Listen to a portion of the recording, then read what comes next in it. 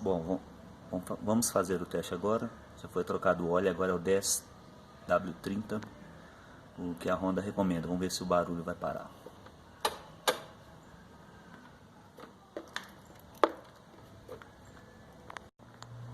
Vamos lá.